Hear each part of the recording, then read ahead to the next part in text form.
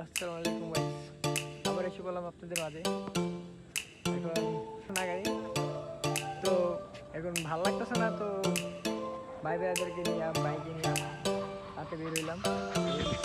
আগের ব্রিজে যে ব্রিজে আমি আকাম করতেছিলাম। তো গাইস, সবাই ভালো থাকবেন, সুস্থ থাকবেন। ভালো লাগতেছে না, এই কারণে মনে করেন আসলাম।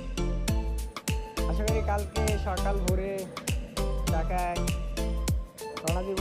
তো দোয়া করবেন সুস্থভাবে থাকতে পারি, সুস্থভাবে তো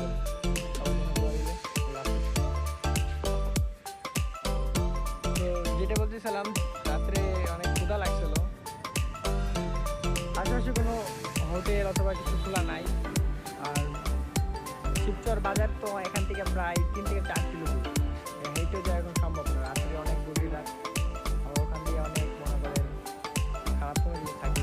গতকালকে রাত্রে খারাপ একটা জিনিস দেখা আর বুঝেনি। তো অনেক ক্ষুধা লাগছে, রাত্রেও ডিনার করিনি। দুপুরে হালকা পাতা লাঞ্চ করছি আমরা সবাই মিলা। রাত্রে ডিনার করি না, এই কারণেই মাঝে তো অনেক খিদা লেগে গেলো। এখন বেরোইছি, সব কিছু বন্ধ, আমার তো সব কিছু বন্ধ। তো বাইরেদের এটাই বলতেছিলাম যে সকাল হলে আমরা আবার ঢাকা চলে যাবো। একটা স্যান্ডা বোর্ড পাইছি।